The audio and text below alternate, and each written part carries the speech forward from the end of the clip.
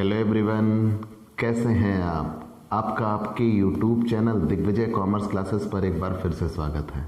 हम आपके लिए अपने इस YouTube channel Digvijay commerce classes पर बीकॉम के सिलेबस के कंपलसरी सब्जेक्ट फाइनेंशियल अकाउंटिंग की पूरी एक सीरीज़ लेके आ रहे हैं, जिसमें आपको एक तरफ से हर एक रूल और उनके प्रैक्टिकल क्वेश्चन 1 बाय 1 मिलते हैं। अगर आप हमसे पहले से जुड़े हैं तो आपको ये पता होगा कि हमने वो सारी खूबियाँ जो आप क्लासरूम पढ़ाई या ऑफलाइन पढ़ाई में ढूंढते हैं वो समेटे हुए इस प्लेटफॉर्म पर कदम रखा है। आप वहाँ ये चाहते हो कि आपको टॉपिक टू टॉपिक बताया जाए, आप वो चाहते हो कि आपको रेगुलर क्लासेस मिलें, डाउट सेशन रखा जाए, वो सब हम यहाँ इस प्लेटफॉर्म पर लेकर आ रहे हैं। आप अपने घर बैठे अपनी सबसे बेहतर पढ़ाई पूरी कर सकते हैं दिग्विजय कॉमर्स क्लासेस से जुड़कर। तो अगर आप कॉमर्स के स्टूडेंट हैं तो मैं ये आपको आश्वस्त करा देना चाहता हूँ कि आपके किसी भी सब्जेक्ट की सबसे बेहतरीन तैयारी आपको दिग्विजय कॉमर्स क्लासेस पर मिलेगी। तो प्यारे दोस्तों, आप हमसे जुड़ जाइए। हमसे जुड़ने के लिए हमारे इस YouTube channel Digvijay commerce classes को सब्सक्राइब करिए, शेयर करिए, बेल आइकन दबाइए ताकि आपको हमारे लेटेस्ट वीडियोस के अपडेट मिल सके। हमने अपने इस YouTube चैनल के जरिए आपके लिए इंसॉल्वेंसी अकाउंट्स की शुरुआत की, दिवालिया संबंधी लेखे। कई बार हमने इसके बारे में बताया कि दिवालिया कहते किसे हैं, दिवालिया जब घोषित होता है तो स्टेटमेंट ऑफ अफेयर्स कैसे बनाते हैं। 2 लाइन फिर से सुन लीजिए, ठीक है, ताकि आपको आगे बढ़ने में आसानी हो। जब किसी व्यक्ति की लेनदारियां इतनी बढ़ जाए, मतलब आप ऐसा कह लीजिए उसके पास संपत्तियां कम हो जाएं और उसके पास दायित्व बढ़ जाए, मतलब वो अपनी संपूर्ण संपत्तियां बेच देने के बाद भी अपने दायित्व का भुगतान कर पाने में असमर्थ हो, तो उसे अशुद्ध क्षम्या दिवालिया कहते हैं। मतलब कि जब एक व्यक्ति के लोन बढ़ते चले जाएं और एक ऐसी परिस्थिति आ जाए कि संपूर्ण संपत्ति देने के बावजूद भी वो अपने लोन का भुगतान ना कर पाए, तो उसे हम दिवालिया कहते हैं। दिवालिया के पास संपत्तियां कम हो जाती हैं और दायित्व तो अधिक रहता है। लेकिन दिवालिया घोषित होगा कैसे? तो हम अपनी संपत्ति और दायित्व का पूरा ब्यौरा न्यायालय में जमा करते हैं। जब हम अपनी संपत्ति और दायित्व का पूरा ब्यौरा न्यायालय में जमा करते हैं तो न्यायालय उसकी जांच करता है, और जांच करने के बाद यदि न्यायालय ये पाता है कि वाकई इसके पास संपत्तियां कम हैं और दायित्व ज़्यादा हैं, तो न्यायालय हमको दिवालिया घोषित कर देता है। उसका प्रभाव ये होगा कि हमारे पास जितनी संपत्तियां होंगी वो सारी संपत्तियां न्यायालय अपने कब्जे में कर लेगा। उन संपत्तियों को बेचकर हमारे दायित्वों का भुगतान किया जाएगा। अब जब दायित्वों का भुगतान किया जाएगा तो किसी को पूरा मिल सकता है, किसी को कम मिलेगा। जिसको नहीं मिलेगा वो दोबारा हमसे पैसा वापस नहीं मांग सकता। उस दिन तक के हमारे जितने दायित्व रहे होंगे उनसे हमें मुक्त घोषित कर दिया जाता है। चलिए, ये तो आपने जान लिया, लेकिन आप संपत्ति और दायित्व का ब्यौरा दिखाते कैसे हैं? तो इसके लिए स्थित विवरण का नमूना बनाते हैं, स्टेटमेंट ऑफ अफेयर्स। मैंने पहले भी बताया कि अगर आपको इंसॉल्वेंसी का क्वेश्चन सॉल्व करना है तो स्टेटमेंट ऑफ अफेयर्स तो आपको बनाना ही होगा, ठीक है। पहले लिस्ट ए बनाते हैं अनसिक्योर्ड क्रेडिटर की। हो सकता है दिवालिया होने के पूर्व हमने कुछ ऐसे भी लोन पाए हों या कोई ऐसा भी भुगतान हमें देना हो जिसके लिए हमने कोई सिक्योरिटी नहीं दी है। मतलब लोन तो ले लिया, केवल विश्वास के तौर पर हमको लोन मिल गया। हमें कोई सामान मिल गया जिसकी पेमेंट हमने नहीं दी थी, उनसे हमारा परिचय था, उन्होंने हमें दे दिया था। अब हम इधर दिवालिया हो लिए तो उनको भी तो भुगतान देना है। तो वो सारे लेनदार लिस्ट ए में रहते हैं, उन्हें अनसिक्योर्ड क्रेडिटर कहते हैं। मतलब ये वो लेनदार हैं जिन्होंने दिवालिया व्यक्ति को लोन दिया था लेकिन उससे किसी भी प्रकार की कोई सिक्योरिटी नहीं लिया था। फिर हम लिस्ट बी पे आते हैं, फुल्ली सिक्योर्ड क्रेडिटर। ये वो लेनदार हैं जिन्होंने दिवालिया व्यक्ति को लोन दिया था, लेकिन जितने का लोन दिया था उससे ज़्यादा की सिक्योरिटी भी दिवालिया व्यक्ति से ले लिया था। मतलब लोन कम और सिक्योरिटी ज़्यादा। जब लोन कम और सिक्योरिटी ज़्यादा हुई तब उसे लिस्ट बी में रखा गया, फुल्ली सिक्योर्ड क्रेडिटर। और लिस्ट सी में क्या आया? पार्टली सिक्योर्ड क्रेडिटर, अंशतः सुरक्षित लेनदार। बेटा मैं ये पर डे आपको बताता मिलूंगा और ये श्योर है इसमें से 2 नंबर के क्वेश्चन मिलेंगे। ठीक, नज़रअंदाज नहीं करिएगा। नज़रअंदाज करना ही सबसे बड़ा और सबसे घातक काम होता है बेटा आपके लिए। आप पढ़ाई को बिल्कुल नज़रअंदाज नहीं कर सकते। पढ़ते जाओ पढ़ते जाओ पढ़ते जाओ, वो कहा है ना, करत करत अभ्यास थे। मैं 14 वर्षों से पढ़ा रहा हूँ और कम से कम ये किताब मैंने अपने जीवन में 100 बार पढ़ाई है, कम से कम 100 बार पढ़ाई है। लेकिन आज भी वो सिचुएशन है ना कि मैं इसे बार बार रिपीट करता रहता हूँ। ठीक है, 100 बार पढ़ाई है, उन 100 बार में एक क्वेश्चन अगर 10 बार बोला होगा तो 1000 बार तो एक क्वेश्चन लगा ही चुका हूँ। ठीक है, उम्र पे नहीं जाना, ना ना ना ना। तो इधर आते हैं। तो मैंने ये कहा कि पार्टली सिक्योर्ड किसे कहते हैं? पार्टली सिक्योर्ड क्रेडिटर ये वो लेनदार हैं जिन्होंने दिवालिया व्यक्ति को दिवालिया होने के पूर्व लोन दिया, लेकिन उससे किसी भी प्रकार की सिक्योरिटी ली है, लेकिन जो सिक्योरिटी ली है उस सिक्योरिटी की वैल्यू उसके द्वारा दिए गए लोन से कम है। मतलब लोन ज़्यादा, सिक्योरिटी कम, तो लिस्ट सी कहते हैं। पूर्वाधिकार लेनदार में लिस्ट डी आते हैं। पूर्वाधिकार लेनदार प्रेफरेंशियल क्रेडिटर है इस पर लिस्ट डी। लेकिन बेटा याद रखिएगा पूर्वाधिकार कितने होते हैं? 5। कौन कौन से? सरकारी राशियां, कानूनी राशियां, लिपिक का वेतन, मजदूर की मजदूरी और अंतिम 5वां, मजदूर की मजदूरी के बाद 5वां भूमिपति का किराया। अब आपने लिस्ट ए जान लिया अनसिक्योर्ड क्रेडिटर, लिस्ट बी जान लिया फुल्ली सिक्योर्ड क्रेडिटर, लिस्ट सी जान लिया पार्टली सिक्योर्ड क्रेडिटर और लिस्ट डी जान लिया प्रेफरेंशियल क्रेडिटर। आज यहाँ बोर्ड पे आप एक चीज लिखा देख रहे होंगे, एक ही संपत्ति पर प्रथम व द्वितीय प्रभार।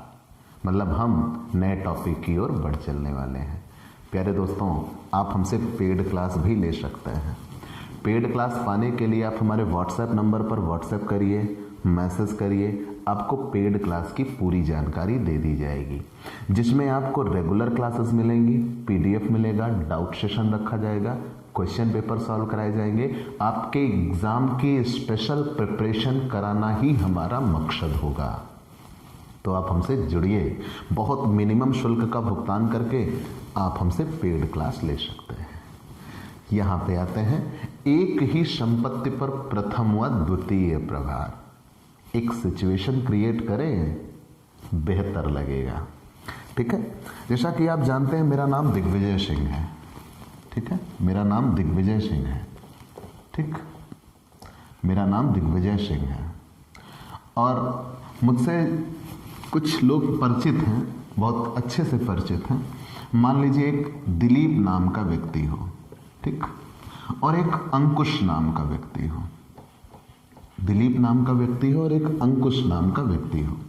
मुझे कुछ पैसों की ज़रूरत पड़ी, समथिंग मान लीजिए मुझे 30,000 रुपए की ज़रूरत पड़ी। जब मुझे 30,000 रुपए की ज़रूरत पड़ी तो मैं दिलीप के पास पहुंचा। मैंने दिलीप से कहा, भाई पैसों की ज़रूरत है, दे सकते हो क्या? तो दिलीप ने कहा, बिल्कुल, हम आपकी पूरी मदद करेंगे। कितने पैसे चाहिए? मैंने कहा 30,000। तो दिलीप ने कहा, भाई देखिए इतना बड़ा अमाउंट हम बिना सिक्योरिटी के नहीं देंगे। अगर आप सिक्योरिटी देते हो तो हम उस पैसे को आपको भुगतान कर सकते हैं। तो मैंने कहा, यार नकद में तो मेरे पास है नहीं, होते तो आपसे मांगता ना, मैं आपको अपनी मोटरसाइकिल दे देता हूँ। तो मैंने दिलीप को उठा के अपनी मोटरसाइकिल दे दी, जिसकी कीमत प्रेजेंट में 75,000 रुपये है। तो मतलब दिलीप से मैंने लोन कितना लिया? 30,000। और उस लोन के बदले में मैंने सिक्योरिटी कितने की दे दी? 75,000 की दे दी। दिलीप को आप किस लिस्ट में रख रहे हो? List B. क्यों? क्योंकि इन्होंने जितना लोन दिया उससे ज़्यादा की पहले ही सिक्योरिटी ले लिया है। ज़्यादा नहीं, बहुत ज़्यादा की सिक्योरिटी पहले ही ले लिया है। ठीक है, तो यहाँ तक तो कोई दिक्कत नहीं था, ये तो आप पीछे से पढ़ते चले आए हो। मुद्दा अब बनता है, अब मान लीजिए मुझे और पैसों की ज़रूरत पड़ी, कुछ काम आ पड़ा और मुझे और पैसों की ज़रूरत पड़ गई। मैं गया अंकुश के पास, मैंने कहा भाई कुछ पैसे होंगे क्या? अंकुश ने कहा बिल्कुल दे सकता हूँ, बताओ कितने चाहिए? मैंने कहा यार 50,000 चाहिए। अब अंकुश ने कहा भाई हम पैसे देंगे लेकिन कुछ सिक्योरिटी दे दो, तो दे देते हैं। तो मैंने कहा यार मेरे पास प्रेजेंट में कोई सिक्योरिटी नहीं है। हाँ, एक सिक्योरिटी मैं ऑलरेडी दिलीप को दे चुका हूँ, कहो तो उसी पे तुम्हें दूसरा प्रभार दे देता हूँ। तो अंकुश ने कहा ठीक है चलेगा। तो मतलब ये कि 75,000 की इनको सिक्योरिटी दिया था ना, कितना लोन लिया था? 30,000। तो दिलीप कितना सरप्लस में थे? 45,000। वो 45,000 की सिक्योरिटी मैंने उठा को किसको दे दिया? अंकुश को। और इनसे कितने का लोन लिया? 50,000 का। अब अंकुश लोन दे रहे हैं 50,000 और उनको सिक्योरिटी कितने की मिल रही है? 45,000 की। तो इन्हें हम किधर रखेंगे? लिस्ट सी, लोन ज़्यादा सिक्योरिटी कम। मतलब एक ही संपत्ति को बंधक रख के हमने कितने लोगों से लोन प्राप्त कर लिया? 2 लोगों से प्राप्त कर लिया। कुछ फंसाना चाहूं मैं आपको, क्या ज़रूरी है कि मैं 50,000 का ही लोन लेता? हो सकता है मैं 45,000 का लोन लेता या 40,000 का लोन लेता, तो क्या होगा? अब अगर मैंने अंकुश से 40,000 का लोन मांगा और अंकुश से ये कहा भाई 40,000 लोन दे देते और वहां पे आप द्वितीय प्रभार ले लेना, तो यहां से हमें 45,000 रुपए मिल सकते हैं। तो ये कितने सुरक्षित हो जाते हैं? तो ये भी पूरे सुरक्षित हो जाते हैं। मतलब ये भी कहाँ रहते हैं? लिस्ट बी में रहते हैं। तो वो फंडा नहीं है कि वो सी में ही जाएगा, ये कतई नहीं सोचिएगा, ना ना ना ना। लेकिन आप सिर्फ इतना रूल मानिएगा कि एक ही संपत्ति पर हम कितने लोगों से लोन लेने जा रहे हैं? 2 लोगों से लोन लेने जा रहे हैं। तो उसे कहते हैं एक ही संपत्ति पर 2 पूर्वाधिकार, एक ही संपत्ति पर 2 लोगों से लोन प्राप्त करना। लेकिन मैक्सिमम आप ये देखेंगे कि जो पहले रहेगा वो लिस्ट बी में रहेगा और जिनको दूसरा प्रभार मिलता है वो लिस्ट सी में पहुंच जाते हैं। लेकिन वो तो मैंने तार्किक बात दे दी आपको। लेकिन हमेशा ऐसा होगा कि जो पहला पूर्वाधिकार रखेगा वो लिस्ट बी में जाएगा, पहले जिनको मिलेगा, और जो दूसरे पे आ जाएंगे वो कौन होंगे? लिस्ट सी में पहुंच जाएंगे। तो पूरी बात समझ में आ गई? फिर से जान लीजिए, एक ही संपत्ति की जमानत पर कितने लोगों से लोन प्राप्त किया जाएगा? 2 लोगों से लोन प्राप्त कर लिया जाएगा। सबसे पहले हम कुछ लोन लेंगे, उसके बदले में अपनी कोई सिक्योरिटी बंधक के तौर पर दे देंगे।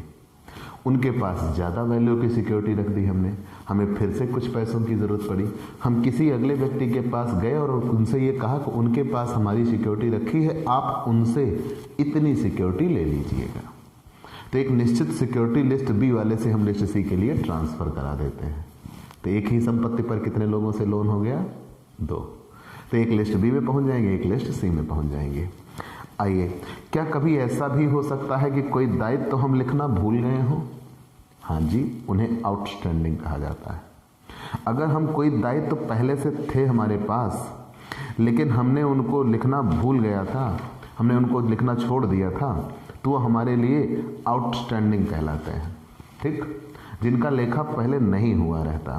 तो जिनका लेखा पहले नहीं हुआ रहता उन्हें हम फिर से दिखाते हैं और उन्हें 2 बार दिखाते हैं। ठीक, याद रखिएगा, हम दोहरा लेखा प्रणाली पे हैं। दोहरा लेखा प्रणाली ये कहती है कि प्रत्येक ट्रांजैक्शन के 2 बार लेखे तो होने ही चाहिए। तो मान लीजिए कोई ऐसा लेन देन था जिसे हमने पुस्तकों में दिखाया ही नहीं था, तो जब पुस्तकों में दिखाया ही नहीं था तो उसका स्टेटमेंट ऑफ अफेयर्स नहीं बना। तो अब हम क्या करेंगे? उसको 2 बार दिखाएंगे। पहले स्टेटमेंट ऑफ अफेयर्स में दिखाएंगे, फिर जब घाटा होगा तो उसे डिफिशियंसी में भी दिखाएंगे, फायदा होगा तो भी डिफिशियंसी में दिखाएंगे। हो सकता है किसी समय पैसे मिलने हो, हम उसको लिखना भूल गए तो देनदार बन जाएंगे। हो सकता है किसी को पैसा देना रहा हो, उसको भूल गए हो तो वो लेनदार बन जाएंगे।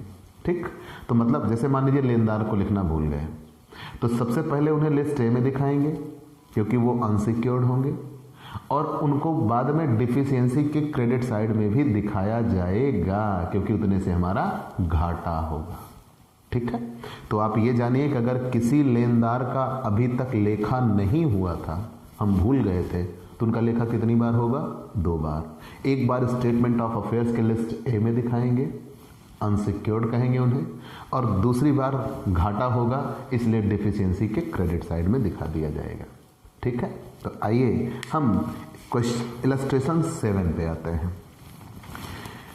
चलिए, ये इतनी चीजें तो आपने जान लिया। इलस्ट्रेशन 7,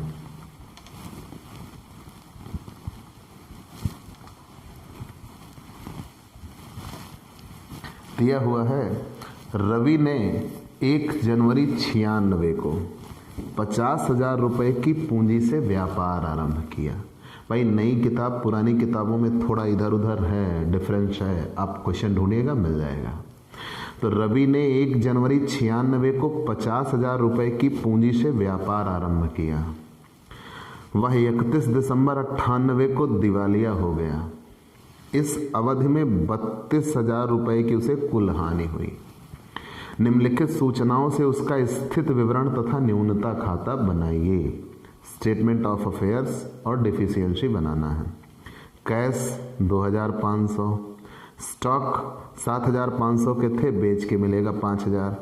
फर्नीचर 9,000 के थे, बेच के मिलेगा 3,000। लैंड एंड बिल्डिंग 42,000 के थे, बेच के मिलेगा 26,000। कुल देनदार 25,000 के थे, बेच के मिलेगा 11,000। Unsecured creditor 25,000। They will 6,000।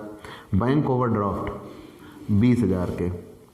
भूमि और भवन पर प्रथम प्रभार द्वारा सुरक्षित हैं, तो भूमि और भवन 26,000 के थे। यक्स से ऋण भूमि और भवन पर द्वितीय प्रभार द्वारा रक्षित, मतलब भूमि और भवन को बंधक रख के कितने लोगों से लोन ले लिया? 2 लोगों से लोन ले लिया। तो यक्स से ऋण 10,000 का। मजदूरी और वेतन 2,000। प्राप्त बिल 15,000 के थे, जिसमें से 10,000 के बिल बैंक से भुना लिए गए और ये आशा है कि उसमें से 2,000 रुपये का भुगतान उसे करना होगा। मिस्टर रवि ने 40,000 रुपये का एक ठेका लिया था, जिसे वह पूरा नहीं कर सका और उसे 7,000 रुपये का भुगतान इसे पूरा न करने के लिए हर्जाने के रूप में देना होगा। पत्नी से ऋण 10,000, जिसमें से 3,500 रुपये उसकी पत्नी को अपने पिता से प्राप्त हुए हैं। आरक्षित ऋणों पर 500 रुपये का ब्याज पुस्तकों में लिखने से रह गया था। अब हमें स्टेटमेंट ऑफ अफेयर्स बनाना है। तो हमने पहले ही कहा है कि भाई दिवालिया का कोई क्वेश्चन हो तो आपको स्टेटमेंट ऑफ अफेयर्स बनाना ही होगा, और हम स्टेटमेंट ऑफ अफेयर्स आपको बनाना सिखा चुके हैं। तो हम पूरा स्टेटमेंट ऑफ अफेयर्स बनाते हैं और उसके बाद क्वेश्चन सॉल्व करते हैं। स्टेटमेंट ऑफ अफेयर्स आप हमारे साथ साथ बनाते चलिए। एज एट किस डेट को दिवालिया हुए हैं? 1 जनवरी 96 को पूंजी शुरू की थी, 1 जनवरी 96 को। 31 दिसंबर 98 को दिवालिया हुए हैं, मतलब 3 साल उनका व्यापार चला है। 96 को शुरू किया व्यापार, 96, 97 और 98 के अंत में दिवालिया हुए, मतलब कितने साल व्यापार चला? 3 साल। ठीक है, 3 साल उनका व्यापार चला है। ग्रॉस लायबिलिटी, फिर यहाँ असेट्स, ठीक है, एस्टिमेटेड टू प्रोड्यूस, यहाँ पे आते हैं ग्रॉस लायबिलिटी,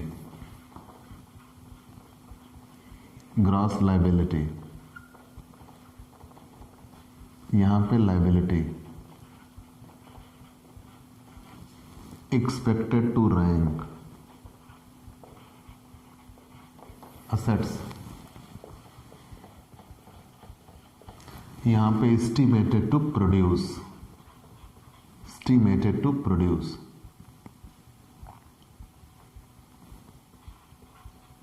ठीक है।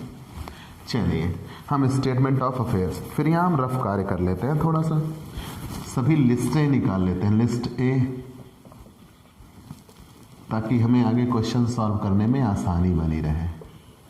लिस्ट ए, ये क्रॉस ये रैंक बनता है। लिस्ट बी, लिस्ट बी, ठीक है, लिस्ट बी में कोई रैंक नहीं होता। List C, list C, list D, ठीक है, लिस्ट डी। चलिए इतना तो हमने बना लिया। अब एक तरफ से आते हैं भाई, स्टेटमेंट ऑफ अफेयर्स पूरा बनाते हैं। यहाँ तक तो कहीं कोई दिक्कत नहीं बेटा, ये काम तो आपको याद रखना ही होगा। पहली चीज़ तो ये थ्योरी के लिए है, ऊपर से ये प्रैक्टिकल क्वेश्चन के लिए है। हमने ये 10 बार आपको बता दिया। Unsecured creditor as per list A, unsecured creditor as per list A, ठीक है। और जो नहीं पढ़े हैं तो भाई पहले पीछे से क्लासेस आप कवर करिए, तभी आपको ये चीज़ें समझ में आएंगी। Fully secured creditor as per list B, fully secured creditor as per list B, यहां पे loan less value of security, value of security, security की वैल्यू ज़्यादा होगी तो आ जाएगा सरप्लस। और यहाँ एक ही संपत्ति को बंधक रख के कितने लोगों से लोन लिया गया? 2 लोगों से लोन लिया गया। तो जब ऐसे हालात बनते हैं तो यहाँ सरप्लस नहीं लिखा जाता। मतलब एक ही क्वेश्चन में आपने पढ़ा है कि भवन को बंधक रख के उन्होंने कितने लोगों से लोन लिया है? 2 लोगों से लोन लिया। तो ये सरप्लस आ जाता, लेकिन अब इसी पैसे में से लिस्ट सी में ट्रांसफर कर दिया जाएगा। Less amount transfer to list C, amount transfer to list C, list C में ट्रांसफर कर दिया जाएगा। तब जो बचेगा उसे सरप्लस कहेंगे, तब जो बचेगा उसे सरप्लस कहेंगे। एक्स्ट्रा चीज मिल गई ना।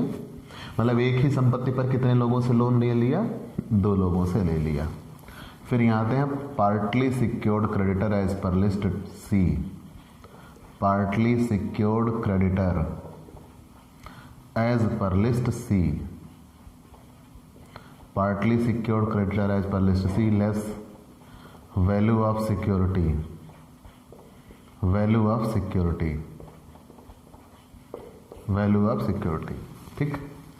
तब यहाँ जितना कम लिया होगा वो, हमें मान लीजिए लोन लिया, लोन पे सिक्योरिटी दी, सिक्योरिटी कम दी, जितना कम दिया वो यहाँ दिखाया जाएगा। Preferential creditor, preferential creditor as per list D, preferential creditor as per list D, deducted per contra, deducted per कंट्रा, ठीक है। चलिए ये इतनी चीज़ें तो हमने जान लिया। यहाँ तक तो कहीं कोई दिक्कत नहीं। आगे बढ़ जाते हैं। प्रॉपर्टी एज पर लिस्ट ई, प्रॉपर्टी एज पर लिस्ट ई। फिर आएंगे बुक डेप्ट as per list F, book डेप्ट as per list F. Good जिनसे पूरा मिल जाएगा, डाउटफुल कम मिलेगा, बैड कुछ भी ना मिलेगा। फिर इधर आता है bills of exchange as per list G, bills of exchange as per list G, ठीक है। फिर यहाँ सरप्लस जोड़ दिया जाएगा, ऐड सरप्लस, सरप्लस कंट्रा। सबसे पहले किसको पेमेंट दी जाएगी? लिस्ट डी को, deducted per contra, deducted per कंट्रा। List D को देने के बाद जितना बचा ए और सी का जोड़ लगेगा, यही इतना पैसा देना है और इतने ही हैं, तो जितना कम रहेगा वही क्या कहलाएगी? डिफिशियंसी, कमी, deficiency as per list H, deficiency as per list H. यहाँ तक तो कहीं कोई दिक्कत नहीं भाई, ये याद करना ही होगा, इसके अलावा और कोई विकल्प नहीं है। चलिए ये हमने जान लिया। अब एक तरफ से हम आते हैं क्वेश्चन सॉल्व करने की ओर। हम एक एक चीज़ें देखते चलते हैं और डायरेक्ट सॉल्व करते चलेंगे। रवि ने 1 जनवरी 96 को 50,000 रुपये की पूंजी से व्यापार आरंभ किया। तो मैंने बताया है पूंजी, लाभ, हानि, आहरण, ये 4 चीज़ें, क्या क्या? पूंजी, लाभ, हानि, आहरण, ये 4 चीज़ें डिफिशियंसी में दिखाई जाती हैं। 31 दिसंबर 98 को दिवालिया हो गया और इस अवधि में 32,000 रुपये की कुल हानि हुई। तो पूंजी और हानि, ये 2 चीज़ें डिफिशियंसी में दिखाई जाएंगी। आगे है कैश। कैश लिस्ट ई में दिखाते हैं, बशर्ते वो बंधक ना हो। स्टॉक 7,500 का था, 5,000 रुपये बेच के मिलेगा, लिस्ट ई, क्योंकि संपत्तियां हैं। जितनी संपत्तियां होंगी सब लिस्ट ई में दिखाएंगे, जितने की होंगी अंदर, बेच के जितना मिलेगा बाहर। आगे बढ़ गए। फर्नीचर 9,000 के थे, 3,000 मिलेगा, लिस्ट ई, क्योंकि ये बंधक नहीं है। भूमि और भवन पर बंधक है, ये तो बी और सी में जाएगा। ठीक, भूमि और भवन पर बंधक है, तो ये लिस्ट सी, बी और सी में चला जाएगा। 42,000 के थे, बेच के मिलेगा 26,000। अभी इन्हें रुके रहिए। फिर आगे लिखा है कुल देनदार, लिस्ट एफ। चाहे तो हम क्लियर भी कर सकते हैं, लिख सकते हैं अभी ही, या चाहे तो ABCD बनाने के बाद लिख सकते हैं, कोई फर्क नहीं पड़ता। तो हमने क्या क्या कहा? नकद रोकड़ लिस्ट ई, स्टॉक लिस्ट ई, फर्नीचर ई, भूमि और भवन भी ई में जाता, लेकिन बंधक हो गया इसलिए बी या सी में जाएगा। कुल, और फिर उसके बाद कुल लेनदार, कुल देनदार, ठीक है, बुक डेप्ट, लिस्ट एफ। अनसिक्योर्ड अब मिले हैं, अनसिक्योर्ड आरक्षित लेनदार कितने रुपए के? 25,000 के। Unsecured creditor, unsecured list A में दिखाए जाते हैं। अनसिक्योर्ड क्रेडिटर 25,000 रुपये के, 25,000, अनसिक्योर्ड 25,000, यहाँ तक तो कहीं कोई दिक्कत नहीं। अनसिक्योर्ड के बाद देय विल 6,000, देय विल भी लिस्ट ए में दिखाए जाते हैं। हमने बताया है क्या क्या?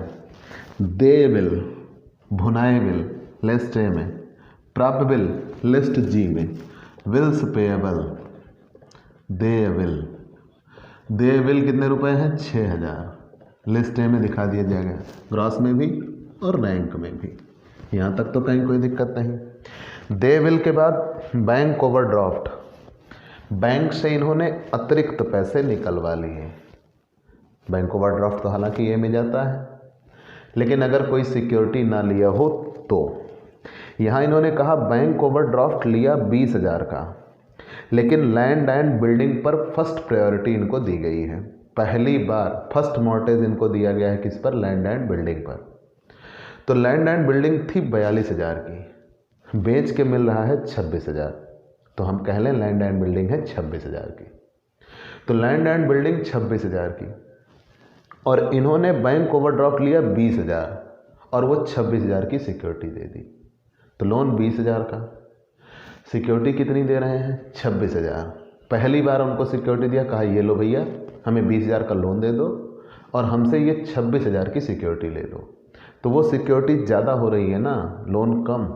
List B, list B first mortgage है लोन, लोन 20,000 का, less value of security, value of security, तो वैल्यू ऑफ सिक्योरिटी 26,000। कितने रुपए एक्सेस हो रहा है? 6,000, लेकिन अभी इसे हम सरप्लस नहीं लिख रहे हैं। ठीक, अभी इसे हम सरप्लस नहीं लिख रहे हैं। यहाँ तक तो कहीं कोई दिक्कत नहीं हुई। ठीक है, फिर से जान लीजिए।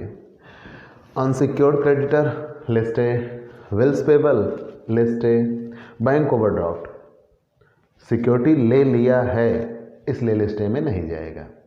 तो सिक्योरिटी कितनी लिया है? ज़्यादा सिक्योरिटी लिया है। बैंक ओवरड्राफ्ट तो सिर्फ 20,000 का है, और सिक्योरिटी कितने रुपए की ले लिया? 26,000 का, मतलब लोन कम सिक्योरिटी ज़्यादा, तो लिस्ट बी। फिर आगे यक्स से ऋण, कोई यक्स नाम का व्यक्ति है, उससे लोन ले लिया, कितने रुपए का? 10,000 का, और इसी लैंड एंड बिल्डिंग की सिक्योरिटी पर दूसरा प्रभार दे दिया। तो उन्होंने कहा पहले वो अपना ले लेंगे बैंक वाले, उनसे जो बचेगा वो आपका। तो बैंक वालों ने कितना लोन दिया है? 20,000। तो बैंक वाले अपनी सिक्योरिटी 20,000 ले लेंगे, उनसे कितना सरप्लस बच रहा है? 6,000, उस 6000 पे किसको दे दे रहे हैं, यक्स को दे दे रहे हैं। तो मतलब यहाँ से ये 6000 ट्रांसफ़र हो जाएंगे यक्स के लिए। Less amount transfer to list C, amount transfer to list C कितने रुपए, 6000 पूरा ट्रांसफ़र हो जाएगा। तो मतलब यहाँ सरप्लस कुछ नहीं बचा, यहाँ सरप्लस कुछ नहीं बचा। अब लिस्ट सी में लोन कितने रुपए ले रहे हैं, यक्स से 10,000 का लोन ले रहे हैं। लेस वैल्यू ऑफ सिक्योरिटी, इनको सिक्योरिटी कितने रुपए की मिल गई जो यहाँ से ट्रांसफ़र होके आई, 6000 की। तो इन्होंने 10,000 का लोन दिया, 6000 सिक्योरिटी पाई, इनको कितना रुपया देना बाकी है, 4000। इसे कहते हैं एक ही संपत्ति पर दो बार बंधक। ठीक है, फिर से जान लीजिए, इनके पास लैंड एंड बिल्डिंग थी 42,000 की। लैंड एंड बिल्डिंग बेचा इन्होंने 26,000 में, और उसी की ज़मानत पर गए बैंक से 20,000 का ओवरड्राफ्ट ले लिया। तो 20,000 का ओवरड्राफ्ट ले लिया और उसको सिक्योरिटी दे दी 26,000 रुपये की। मतलब लोन कम, सिक्योरिटी ज़्यादा। लिस्ट बी, जब इनके 6,000 रुपये वहाँ एक्सेस हो रहे थे, यक्स से गए 10,000 रुपये का लोन ले लिया और उनको वो 6,000 रुपये की सिक्योरिटी, उसी पर उनको दूसरा प्रभार दे के चले आए जो लिस्ट बी के पास बढ़े थे। ठीक है, तो मतलब वो 6,000 लिस्ट बी से ट्रांसफ़र होकर चले जाएंगे किसके पास, लिस्ट सी के पास। फिर आगे दिया है मजदूरी और वेतन, संख्या नहीं दिया। तो हम किस अधिनियम पे लगा रहे हैं, जब संख्या नहीं दिया हम इसे लगा रहे हैं प्रोविंशियल पर। तो जब संख्या ना दी हो, कितने लोगों की मजदूरी है, कितने लोगों का वेतन है, जब संख्या ना दिया हो तो दोनों पूर्वाधिकार होते हैं और कहाँ दिखाए जाएंगे, लिस्ट डी में। आगे बढ़ गए, प्राप्त बिल लिस्ट जी में दिखाए जाते हैं। प्राप्त बिल 15,000 के थे, लेकिन जिसमें से 10,000 के बिल बैंक से भुना लिए गए। तो 15,000 में ये दो टर्म्स बन गए, 10,000 का अलग, 5,000 का अलग। तो प्राप्त बिल 15,000 के थे, प्राप्त बिल 15,000 के थे, जिसमें से 10,000 के बिल बैंक से भुना लिए गए, बिल्स डिस्काउंटेड। तो जितने बिल भुना लिए जाते हैं वो लिस्ट ए में दिखाए जाते हैं। तो 10,000 के बिल बैंक से भुना लिए गए, तो बचे कितने, 5,000 के। वो 5,000 के बिल जी में दिखाए जाएंगे। कंफर्म, 10,000 के लिस्ट ए में आ गए। फिर से देख लीजिए, प्राप्त बिल 15,000 रुपये के थे, जिसमें से 10,000 के बिल बैंक से भुना लिए। ठीक, लेकिन आशा है कि उसमें से 2,000 का भुगतान उसे करना पड़ेगा। तो बिल डिस्काउंटेड जितने के भुनाए जाते हैं वो ग्रॉस में, लेकिन जितना भुगतान करना पड़ता है या जितने डूब जाते हैं वही रैंक में लिखना पड़ता है। ठीक है, भुनाए हुए बिल जितने के होते हैं वो ग्रॉस में, और जितना डूब जाएंगे या जितना देना पड़ेगा वो रैंक में। यहाँ तक तो कहीं कोई दिक्कत नहीं। फिर से जान लीजिएगा एक एक बात। सबसे पहले भुनाए प्राप्त बिल यहाँ कहा है 15,000 के थे, जिसमें से 10,000 के बिल बैंक से भुना लिए गए। तो 10,000 के बिल तो चले गए लिस्ट ए में, जिसमें से 2,000 रुपये उसे भुगतान करना होगा वो रैंक में। ठीक है, ग्रॉस में पूरा दिखाते हैं, रैंक में उतना दिखाते हैं जितना डूब जाए या जितना देना पड़ेगा।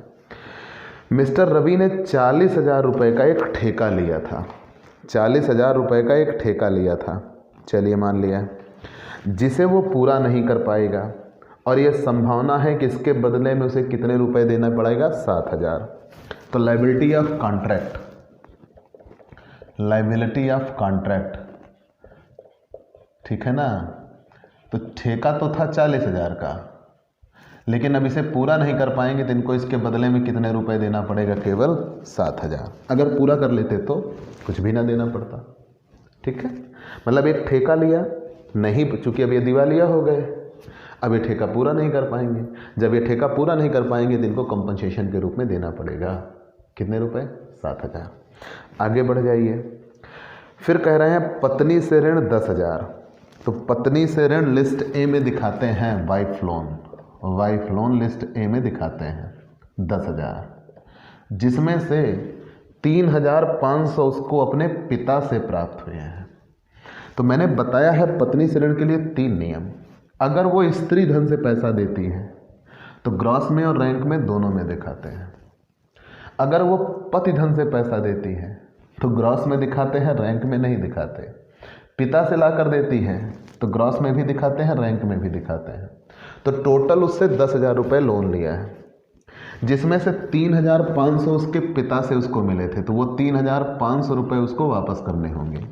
बाकी शेष पैसा ये माना जाएगा उसने पतिधन से दिया है और वो इनको वापस नहीं करना होगा। कंफर्म?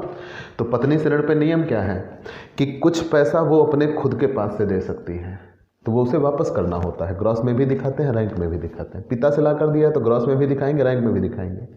लेकिन जब उसने पति का ही पैसा रखा हो और उसको अपने पति को लोन के रूप में दे दिया हो तो ग्रॉस में तो दिखाएंगे लेकिन रैंक में नहीं दिखाएंगे। तो 10,000 में से केवल 3,500 पिता से ला कर दी है, बाकी बचे 6,500 वो यहाँ नहीं दिखाए जाएंगे। वो फ़ायदा हो जाएगा तो डिफिशियंसी में चला जाएगा। आरक्षित ऋणों पर 500 रुपये का ब्याज था जो पुस्तकों में लिखना रह गया था। इंटरेस्ट 500 रुपये का ब्याज, अभी इसका लेखा नहीं हुआ था। इंटरेस्ट आउटस्टैंडिंग जो है, मतलब जिसका लेखा ही नहीं हुआ था। तो याद रखिएगा, मैंने भी बताया था जिसका लेखा ना हुआ हो उसे हमें कितनी बार दिखाना पड़ता है? 2 बार दिखाना पड़ता है। इसका लेखा ना हुआ हो उसे हमें कितनी बार दिखाना पड़ता है? 2 बार दिखाना पड़ता है। एक बार डिफिशियंसी में भी दिखाया जाएगा। कंफर्म? तो लिस्ट ABCD क्लियर हो गई। अब अगर इतनी लिस्टें बन चुकी हैं तो यहाँ हम इसका जोड़ लगा लेते हैं। 25, 6, 31, 10, 41, 41, 40, 81, 10, 91,500। उधर आगे 25, 6, 31, 2, 33, 33, 7, 40, 3, 43, 1, 44,000, 44,000। कंफर्म? आइए ग्रॉस में आया 91,500 और रैंक में आया 44,000। ठीक, आगे बढ़ गए। लिस्ट B पे आते हैं। लिस्ट B पे लोन है 20,000, लोन है 20,000 less value of security, value of security है 26,000। कितने रुपए सरप्लस बचे थे? 6,000। लेकिन वो सरप्लस लिस्ट C के पास ट्रांसफ़र कर दिए गए थे, तो मतलब सरप्लस कुछ नहीं बचा। लिस्ट C में लोन कितने रुपए का है? 10,000 यक्स से लोन लिया था, 10,000 लोन लिया था। उनको लिस्ट B से ट्रांसफ़र के तौर पर कितनी सिक्योरिटी मिल गई थी? 6,000। मतलब उनको कितने रुपए देना बाकी है? 4,000। कंफर्म? लिस्ट D में वेतन और मजदूरी के कितने रुपए पूर्वाधिकार थे? 2,000। ठीक है, पूरी चीज़ें वहाँ से उठा के यहाँ रख दी गई। लिस्ट A 91,500 ग्रास और rank 44,000। List B loan 20,000, security 26,000, 6,000 बचे हैं वो लिस्ट C में ट्रांसफ़र हो गए। लोन 10,000, 6,000 जो पीछे से ट्रांसफ़र होके आए वो लिस्ट D में 2,000 है। अब आइए एक तरफ से हम लिस्ट E दिखाते हैं। सबसे पहले कैश, नकद रोकड़। कैश दिया है 2,500। कैश के बाद स्टॉक है 7,500, लेकिन बेच के कितना मिल रहा है? 5,000। फर्नीचर, ये सब लिस्ट E में रहेंगे क्योंकि संपत्तियां हैं। फर्नीचर थे 9,000 के, बेच के मिल रहा है 3,000। जितने के होते हैं उतना अंदर, बेच के जितना मिलता है उतना बाहर। फर्नीचर के बाद लैंड एंड बिल्डिंग, वो तो बंधक हो चुकी है। डेटर पे आइए। कुल देनदार थे 25,000 के, लेकिन मिला केवल 11,000, तो इसे हम डाउटफुल में रखेंगे। क्यों? हम गुड में तब रखते हैं जब पूरा मिल जाए, बैड में तब रखते हैं जब कुछ भी ना मिले। तो यहाँ हमने क्या रखा? डाउटफुल। 25,000 के थे, बेच के मिलेगा 11,000, तो 11,000 इसलिए इसे डाउटफुल में रखा जाएगा क्योंकि जितने के हैं पूरा नहीं मिल रहा, कम मिल रहा। डेटर के बाद, कुल देनदार के बाद आरक्षित लेनदार हो गया, दे बिल हो गया, बैंक ओवरड्राफ्ट हो गया, एक्से लोन हो गया, मजदूरी और वेतन हो गया, सारी चीज़ें हो चुकी हैं। केवल प्राप्य बिल बचा है। प्राप्य बिल कितने के थे? 15,000 के, जिसमें से 10,000 रुपये के बिल बैंक से भुना लिए गए हैं। तो बचे हैं कितने रुपए के बिल? 5,000 के, और ये माना जाएगा ये 5,000 रुपये इनको मिल जाएंगे। ठीक है, 15,000 रुपये के प्राप्य बिल थे, लेकिन जिसमें से 10,000 बैंक से ऑलरेडी ये पहले से पैसा ले चुके हैं। तो आप इनको कितने रुपए का मिलना होगा? 5,000 का मिलना होगा। चलिए अब यहाँ जोड़ लगाते हैं। 2,500 प्लस 5,000, 3,000, 11,000, 5,000, टोटल हो रहा है 26,500। टोटल हो रहा है 26,500। सरप्लस जोड़ दिया जाता है, यहाँ सरप्लस कुछ है ही नहीं, तो कितने रुपए बचा? 26,500। सबसे पहले किसको पैसा दिया जाएगा? बी वाले का हिसाब खत्म, वो चले गए। ए बचे हैं, सी बचे हैं, डी बचे हैं। तो सबसे पहले पेमेंट किसको दी जाती है? डी को। डी को कितने रुपए देना है? 2000। 2000 उनको दे दिया, कितना बचा? 24,500। 24,500 देना है। 44 4 48,000 इनके पास अभी भी देना है। 48,000, ठीक है। 48,000 अभी भी देना है। 48,000। लेकिन इनके पास सिर्फ कितने रुपए हैं? 24,500। 24,500 कितने कम पड़ रहे हैं? 23,500। और इसी कमी की वजह से दिवालिया हो गए। कंफर्म? और इसी कमी की वजह से दिवालिया हो गए। चलिए, इतना तो हमने जान लिया। अब हमें डिफिशियंसी बनाना होगा। यहाँ तक तो कहीं कोई दिक्कत नहीं होगी? बहुत अच्छे, आप इसका स्क्रीनशॉट ले लीजिए। हम डिफिशियंसी पे चलते हैं। न्यूनता खाता। आपने ये बता दिया कि ये दिवालिया इसलिए हुए क्योंकि इनके पास 23,500 रुपये की कमी हुई। तो 23,500 की कमी क्यों हुई? मतलब क्या ऐसी चीज़ें थी जो इनके फेवर में नहीं गया? हमें वो निकालना होगा ताकि इनकी दिवालिया होने का कारण तो पता चले। ठीक है, तो डिफिशियंसी अकाउंट, हालांकि ये कोई अकाउंट नहीं होता, इसीलिए इसमें टू और बाई शब्द का प्रयोग नहीं होता, लेकिन हम इसे बोलते ज़रूर अकाउंट ही हैं, डिफिशियंसी अकाउंट। ठीक है, चलिए हम सबसे पहले इधर दिखाते हैं कैपिटल, पूंजी। कैपिटल देखिए, एक तरफ से पूंजी उसके पास कितने रुपए थी? कैपिटल, रवि ने 1 जनवरी 96 को 50,000 रुपये की पूंजी से अपना व्यापार शुरू किया था। 50,000 रुपये की पूंजी से अपना व्यापार शुरू किया था। 31 दिसंबर 98 को दिवालिया हुआ और इस दौरान उसको पूरी हानियाँ कितने रुपए हुई? लॉस, 32,000 रुपये का लॉस हुआ है। यहाँ तक तो कहीं कोई दिक्कत नहीं। ये बिजनेस लॉस था। 50,000 रुपये की पूंजी से व्यापार शुरू किया और 32,000 रुपये की हानि हुई। अदर लॉस जो पुस्तकों से निकल के आया वो ज़रा देख लेते हैं। स्टॉक था 7,500 का, 5,000 में बिका, कितना घाटा? 2,500। फर्नीचर 9,000 के थे, 3,000 मिला, 6,000 घाटा। लैंड एंड बिल्डिंग 42,000 की थी, बेच के 26,000 मिला था, 16,000 घाटा। डेटर, लैंड एंड बिल्डिंग समझ में आया? चाहे बंधक रहे हो ना रहे हो, सब यहाँ पे घाटा निकाल के रख दिया जाता है। डेटर 25,000 के थे, 11,000 मिला, 14,000 घाटा। फिर घाटा बिल डिस्काउंटेड का दिखाया जाता है। बिल डिस्काउंटेड पे इन्हें कितने रुपए देने पड़ गए थे? याद रखिएगा, बिल डिस्काउंटेड पे इनको कितने रुपए देने पड़े थे? 2,000 रुपये। 10,000 के बिल डिस्काउंटेड थे, लेकिन इनको 2,000 रुपये का भुगतान करना पड़ा था, वो घाटा है। ठीक, यहाँ तक तो कहीं कोई दिक्कत नहीं हुई। 50,000 की पूंजी से व्यापार शुरू किया, लॉस 32,000। अदर लॉस, स्टॉक का, फर्नीचर का, लैंड एंड बिल्डिंग का, डेटर का। बिल डिस्काउंटेड 10,000 के बिल भुना लिए थे, जिसमें से 2,000 इन्हें देने पड़े, तो ही 2,000 इनका घाटा। कॉन्ट्रैक्ट पे इनको घाटा हुआ है। 40,000 का कॉन्ट्रैक्ट लिए थे, पूरा नहीं कर पाए तो 7,000 रुपये इनको पे करने पड़ गए, वो 7,000 घाटा है। और एक ऐसा इंटरेस्ट था जो अभी तक लिखा नहीं गया था, अब मिला, तो जब ब्याज मिल गया तो इनको घाटा। कंफर्म? मतलब पहले तक उसका तो लेखा ही नहीं हुआ था। तो मैंने भी कहा था जिसका लेखा पुस्तकों में ना हुआ हो उसे कितनी बार हम दिखाते हैं? 2 बार। तो एक बार वहाँ लिस्ट ए में दिखाया गया था और एक बार यहाँ आ गया, क्योंकि ये घाटा है। और कोई फ़ायदा या घाटा हुआ हो? जी, प्रॉफिट हुआ है। कैसा प्रॉफिट हुआ है? इनकी पत्नी का ऋण है। पत्नी का ऋण, वो भी कितने रुपए है? पत्नी से इन्होंने लोन लिया था 10,000, जिसमें से 3,500 वो पिता से लेकर दी थी, तो इन्हें वापस करना पड़ा। 6,500 इन्हीं का पैसा था। 10,000 में से 3,500 वो पिता से लाई थी, वो देना पड़ा। तो 6,500 इन्हीं का पैसा था जो इनको मिल गया था, वो इन्हें देना नहीं पड़ेगा, फायदा है। और अंत में यहाँ क्या दिखाते हैं? Deficiency as per list H. Deficiency as per list H. Deficiency कितने रुपए आई? 23,500। तो जोड़ लगाएंगे, दोनों पक्षों का जोड़ बराबर आ जाएगा। अगर जोड़ लगाने पे दोनों पक्षों का जोड़ बराबर आ जाए समझिए सही।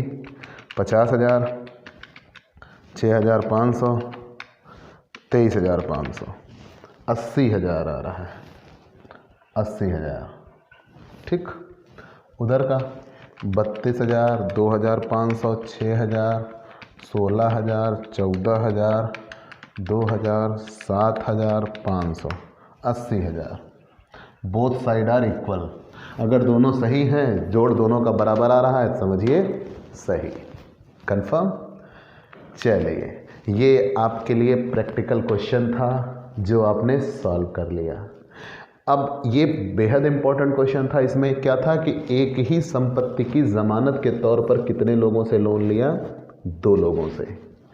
अब अगला क्वेश्चन और नए नियमों के साथ आएगा जिसमें आपको व्यक्तिगत संपत्तियां और व्यक्तिगत दायित्व मिलेंगे। Personal assets and personal liabilities मिलेंगी। थोड़ा सा हम बता देते हैं कि अगर दिवालिया के लिए जब क्वेश्चन में व्यक्तिगत संपत्तियां और व्यक्तिगत दायित्व का जिक्र किया जाए तो सबसे पहले व्यक्तिगत संपत्तियों और व्यक्तिगत दायित्वों के 2 बार लेखे होंगे। जितनी भी पर्सनल असेट्स और पर्सनल मतलब पर्सनल अलग होती हैं और व्यवसाय के लिए अलग होती हैं। तो जब दिवालिया हुआ तो व्यापार में घाटे की वजह से दिवालिया हुआ, लेकिन जब दिवालिया होता है तो उसके पास जितनी संपत्तियां होती हैं वो सब न्यायालय ले लेता है, चाहे वो व्यक्तिगत संपत्तियां हो चाहे वो व्यवसायी संपत्तियां हो। ठीक है, चाहे वो व्यक्तिगत संपत्तियां हो चाहे वो व्यवसायी संपत्तियां हो, वो सब न्यायालय ले लेता है। तो जब सब न्यायालय ले लेगा तो उसका सीधा सा फंडा यह है कि इनकी व्यक्तिगत संपत्तियां और व्यक्तिगत दायित्व कहाँ दिखाए जाएंगे। मतलब अगर इनके पास कोई निजी संपत्तियां या निजी दायित्व होंगे तो उनको एक बार स्टेटमेंट ऑफ अफेयर्स में दिखाया जाएगा और दूसरी बार संपत्तियों और दायित्वों का अंतर निकालने के लिए प्राइवेट पोजीशन बनाई जाएगी और प्राइवेट पोजीशन बना के उन्हें डिफिशियंसी में दिखाया जाएगा। मैंने नियम क्या कहा? अगर दिवालिया के पास कुछ व्यक्तिगत संपत्ति और व्यक्तिगत दायित्व होंगे तो उनके कितने लेखे होंगे? 2 बार। उनके कितने लेखे होंगे? 2 बार। कैसे? सबसे पहले अगर वो व्यक्तिगत दायित्व होगा तो लिस्ट ए में, और अगर व्यक्तिगत संपत्ति होगी तो लिस्ट ई में। दूसरी बार प्राइवेट पोजीशन बनाई जाएगी और उसमें यह निकाला जाएगा कि संपत्ति बढ़ रही है कि दायित्व बढ़ रहा होगा। अगर व्यक्तिगत संपत्तियां बढ़ रही होंगी तो डिफिशियंसी के डेबिट साइड में, और अगर दायित्व बढ़ रहा होगा तो डिफिशियंसी के क्रेडिट साइड में दिखा दिया जाएगा। मतलब प्राइवेट असेट्स और प्राइवेट लायबिलिटीज के कितने बार लेखे होंगे? 2 बार। लेकिन ध्यान रहे, अगर प्रेसिडेंसी अधिनियम के तहत दिवालिया हुए तो सभी व्यक्तिगत संपत्तियां नहीं ली जाएंगी। उसमें से कितने रुपए छोड़ दी जाएंगी? 300 रुपए की व्यक्तिगत संपत्तियां दिवालिया के पास छोड़ दी जाती हैं, शेष सारी संपत्तियां न्यायालय ले लेता है। वो 300 रुपए, अगर उसके पास व्यक्तिगत संपत्तियां, अभी तक आप देखते थे जितनी संपत्ति थी सब न्यायालय ले लेता था, लेकिन उसमें 300 रुपए की छोड़कर बाकी शेष सारी संपत्तियां न्यायालय ले लेगा। ठीक है, तो चलिए प्यारे दोस्तों, अगले दिन आप इस पर डीप चर्चा सुनेंगे। तो आप हमसे पेड क्लास भी ले सकते हैं। पेड क्लास पाने के लिए हमारे व्हाट्सएप नंबर पर व्हाट्सएप करिए, मैसेज करिए, आपको पेड क्लास की पूरी जानकारी दे दी जाएगी, जिसमें आप बहुत थोड़े से शुल्क का भुगतान करके हमसे एक रेगुलर क्लास पाते हैं। PDF मिलेगा, डाउट सेशन रखा जाएगा, क्वेश्चन पेपर सॉल्व कराए जाएंगे। तो ये सब कुछ पाने के लिए आप हमसे पेड क्लास लीजिए। और आप नए जुड़े हैं तो सबसे पहले हमारे इस YouTube channel Digvijay commerce classes को सब्सक्राइब करिए, शेयर करिए, बेल आइकन दबाइए, ताकि आपको हमारे लेटेस्ट वीडियोस के अपडेट मिल सकें। तो आज की क्लास में इतना ही। चलते हैं दोस्तों, बाय बाय दोस्तों।